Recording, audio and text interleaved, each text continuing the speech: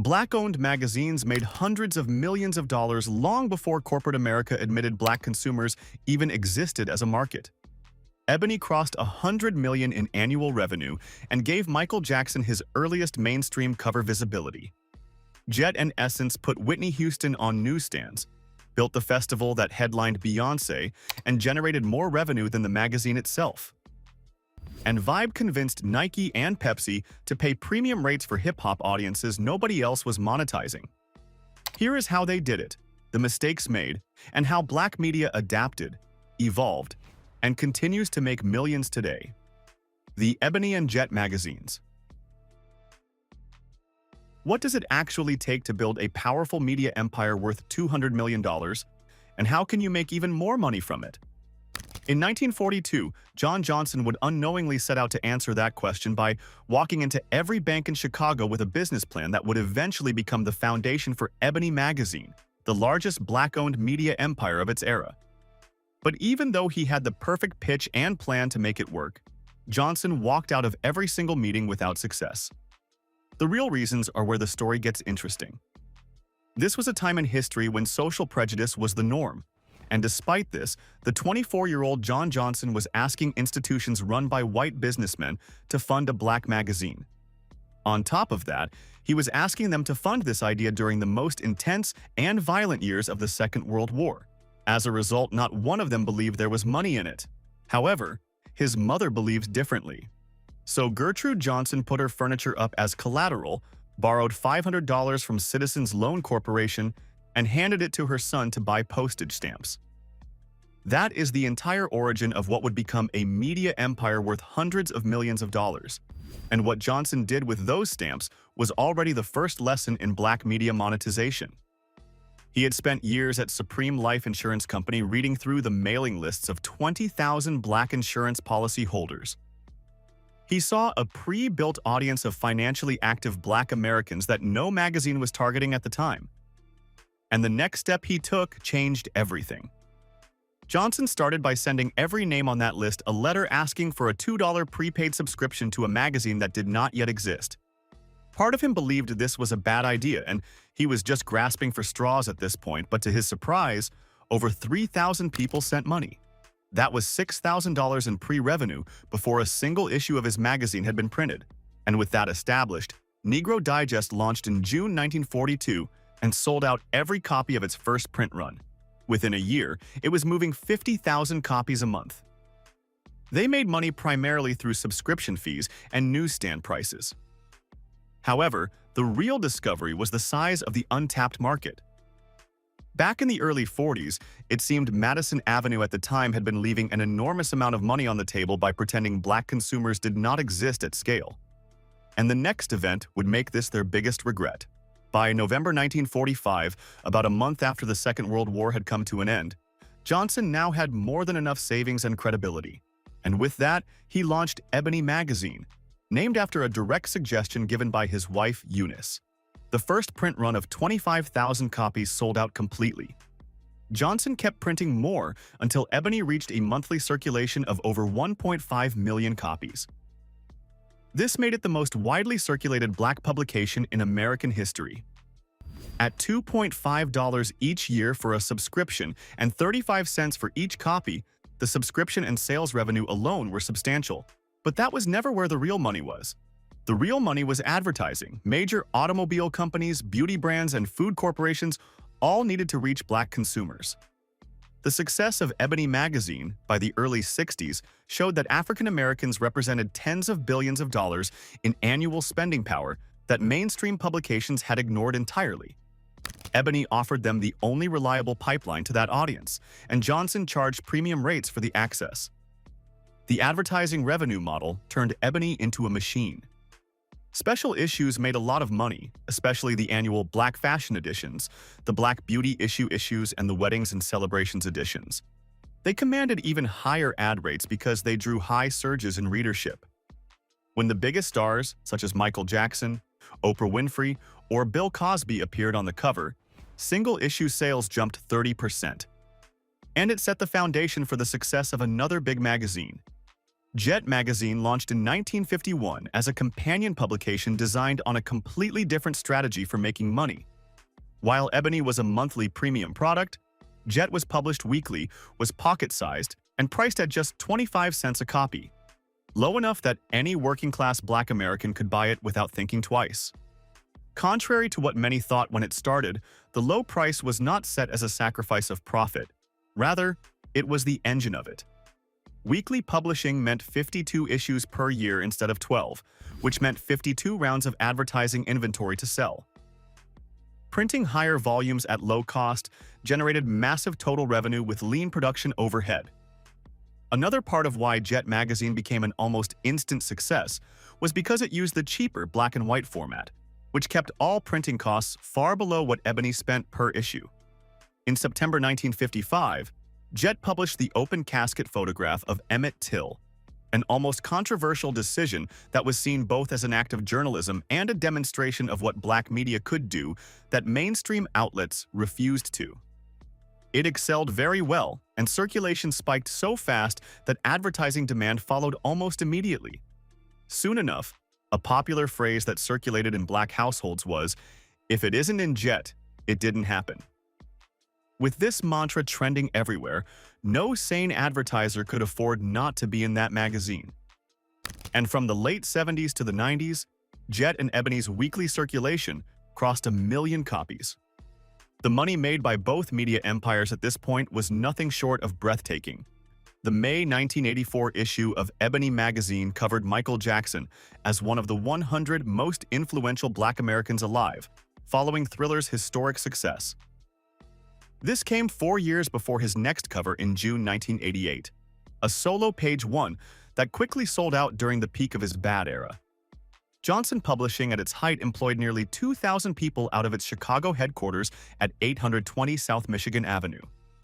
The company had also diversified into fashion fair cosmetics, a beauty line Eunice Johnson launched in 1973 from the wardrobe assets of her Ebony Fashion Fair traveling show, which visited 190 cities annually and eventually raised over $55 million for organizations including the United Negro College Fund.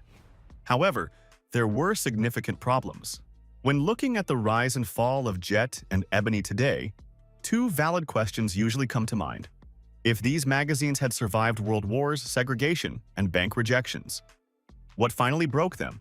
And could one simple decision have changed everything? Well, while these companies made a lot of money, over time, their methods would turn out to be their biggest pitfalls. So even though Johnson Publishing had the audience, the brand, and the cultural authority to build a Black media conglomerate, they kept the entire business depending too much on print advertising revenue from brands they never owned.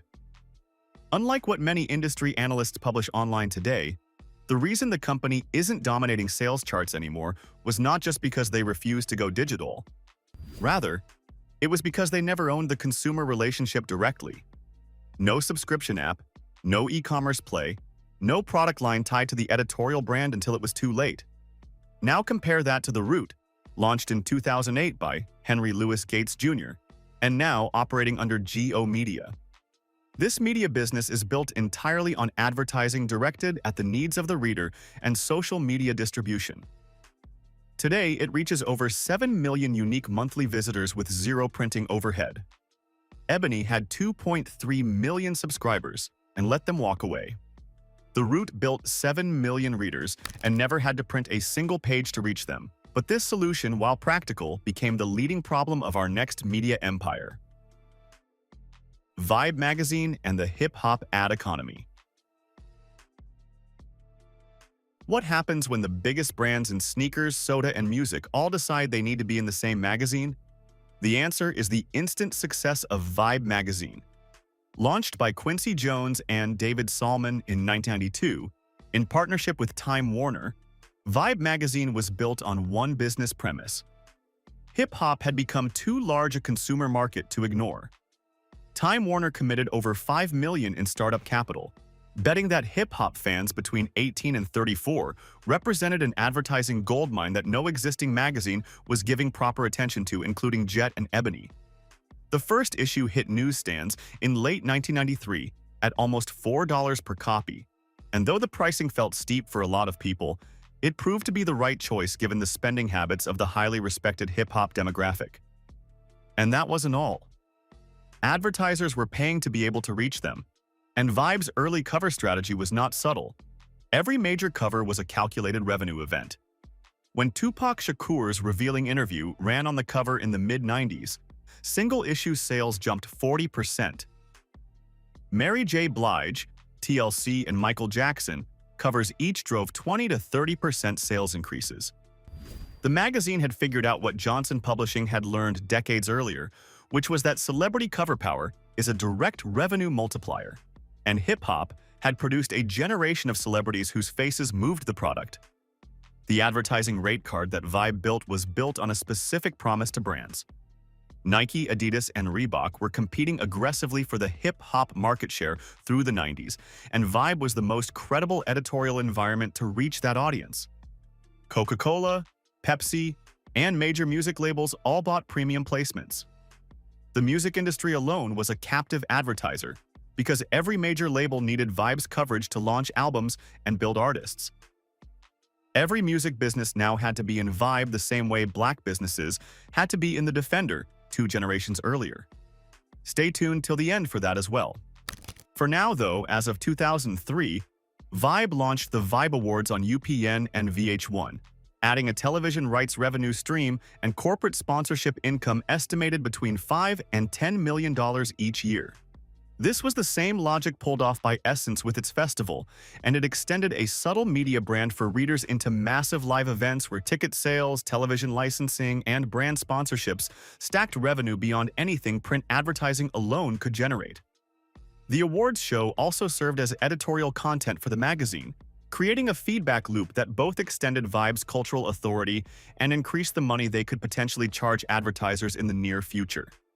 Yet over time, even with the launch of the female-targeted Vibe Vixen, physical sales declined across the board, so much so that in 2006, the private equity firm Wix Group acquired the company and started investing in modernizing the brand's digital presence.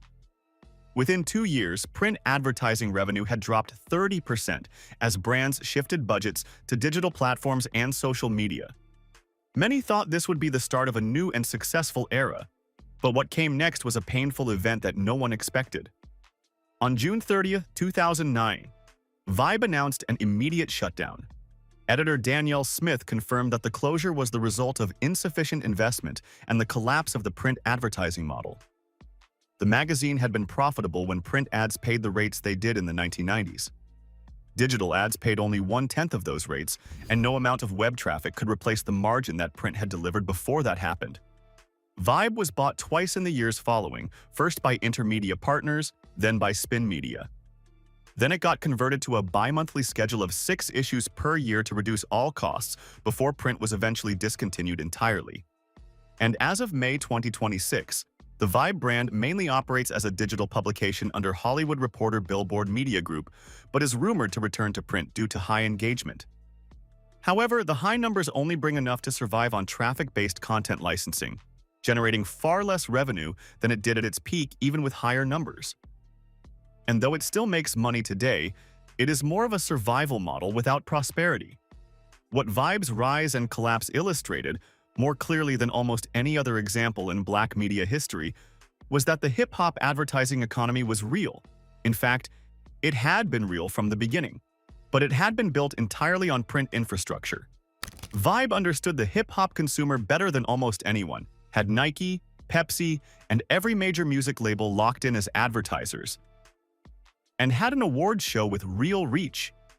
Yet they still owned nothing but a magazine. The Vibe Awards should have become a self-sustaining live brand, a festival, an annual cultural tentpole the way Essence Fest became for its parent brand. Instead, it ran for a few years and disappeared along with the print edition. Let's compare this with XXL Magazine, which shed its print-first identity and rebuilt around a single franchise. And though it's mostly digital, its annual XXL freshman class list generates millions from multiple streams, including YouTube revenue, social media engagement, brand sponsorships, and streaming content every single year, without needing a newsstand. Vibe had bigger cultural authority than XXL ever did. It just never converted that authority into an asset it owned. But what if there was one black media empire that did it right? Essence, the company that almost got it right. How does a magazine that nearly collapsed twice in its first 2 years end up generating more money from a single weekend in New Orleans than from an entire year of publishing? Meet Essence Magazine. Launched in May 1970 with a completely different financial origin than Ebony, it started with 5 founders. These were Edward Lewis, Clarence O. Smith, Jonathan Blount, Cecil Hollingsworth, and Denise Clark. They had raised startup capital from private investors who recognized that no national magazine was targeting black women as a consumer demographic despite their substantial and growing spending power since the feminist and civil rights boom.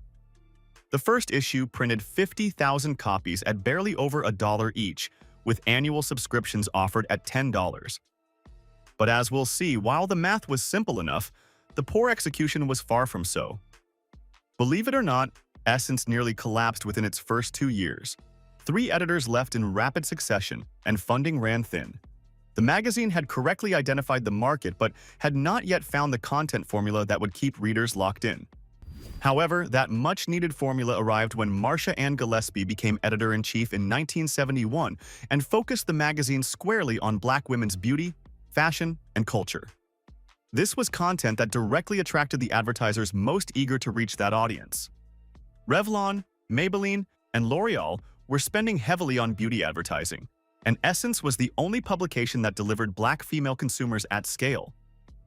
By 1975, 5 years after launch, the magazine turned its first profit and was printing over 1 million copies monthly.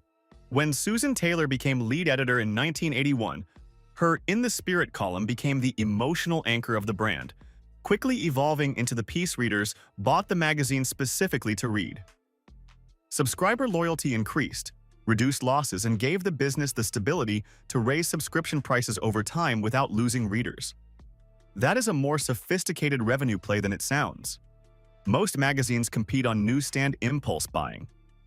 Essence built a subscription base of readers who renewed year after year because the magazine had become part of their identity. But the one move that separated Essence from every other black publication in terms of revenue was the Essence Music Festival, launched in New Orleans in the 1990s.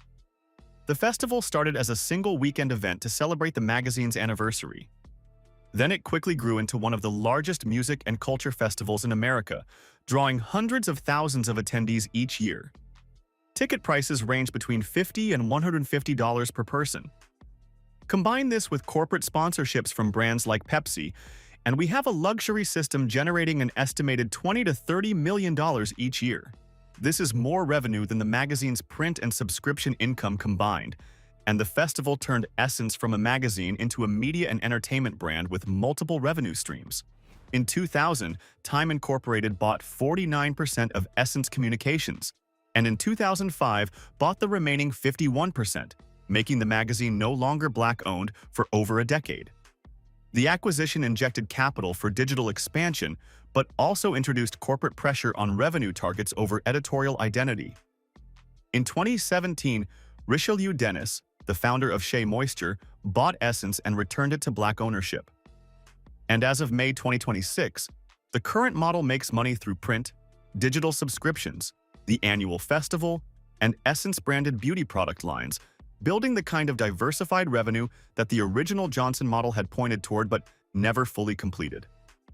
Yet this is the interesting part most analysts ignore. Among all similar media outlets we've covered so far, Essence came closest to getting it right, but the decade it spent under Time Incorporated from 2005 to 2017 cost it the window to own its digital infrastructure before social media fully made money off of black women's content. The festival only survived because live events cannot be algorithmically replicated. The magazine nearly didn't. The mistake was selling the majority ownership to Time Incorporated at all, as the capital infusion came with corporate priorities that slowed the digital pivot and diluted editorial autonomy. Compare this with Blavity, founded in 2014 by Morgan DeBaun with no print legacy to protect and was built as a digital media network targeting black millennials. It launched Afrotech as its festival arm and operates multiple revenue streams in 2026, including events, branded content, job boards, and venture-backed product lines, all without ever printing a single issue. But what happens when the company takes a different approach and still fails on all counts? The Chicago Defender. How does a 100-year-old magazine that nearly collapsed twice in its first 2 years end up generating more money from a single weekend than from an entire year of publishing? Ask the people who ran the Chicago Defender, the media outlet that took a fundamentally different path to profit, as well as a different path to decline. Robert Sengstack Abbott founded the paper in 1905 with 25 cents and 300 copies. The Defender charged 2 cents per copy, making it affordable to the lowest-income black readers in the country. What made the business model viable was distribution. Abbott used Pullman Railroad porters, the black men employed on sleeping cars throughout the South, as his distribution network, giving them copies and paying them to carry and sell along their routes. It was almost free of national logistics, and it built a readership across the entire country without the distribution costs that killed competitors at the time. But that was just the beginning. The Defender drove the Great Migration over 100 years ago, actively encouraging black Southerners to move north with coverage of better wages, living conditions, and a less violent racial climate in cities like Chicago. That editorial mission built a subscription base that reached 250,000 copies weekly, making it one of the most widely read black newspapers in America. At its peak, the paper's per-week revenue from copies and subscriptions alone exceeded $30,000 without counting black-owned business advertising, which was the paper's other major income stream. Companies owned by black entrepreneurs who wanted to reach black consumers had almost nowhere else to buy space at scale. The Defender covered Emmett Till's murder in 1955, Martin Luther King Jr.'s assassination, and every major civil rights development for decades. This interesting lineup kept its subscriber base engaged and its advertising rates justified. But unlike Ebony or Essence, the Defender never diversified beyond the newspaper. So when classified ads moved to Craigslist in the early 2000s and print advertising moved to digital platforms, the Defender's two revenue streams from copy sales to paid ads both collapsed at the same time. And in July 2019, after 114 years, the Chicago Defender printed its final edition and closed its doors for good. By that point, circulation had fallen to 16,000 copies, which was not even enough to cover the printing bill alone. Today, the paper exists as a digital service that survives on digital advertising, grants, and donations, reaching 475,000 unique monthly visitors, but generating a fraction of its peak revenue. The high-volume, low-cost distribution model that made it profitable in 1920 had no equivalent in the digital age. The best comparison is Atlanta Black Star, a service launched in 2013 with no printing presses and no legacy overhead. It was built entirely around SEO-optimized content, social sharing, and black news aggregation, and as of April 2026, draws millions of monthly readers at a fraction of the cost the Defender was carrying in its final print years. Either way, let's take the discussion down to the comments below. Which of these magazines did you like the most? Do you still have a copy of the oldest ones at home? We'd love to hear your stories, thoughts, and experiences as well. If you enjoyed this, please don't forget to like it, share with friends, and subscribe to Black Status for more. Consider clicking on the next video as well. You will enjoy it. And until next time, take care.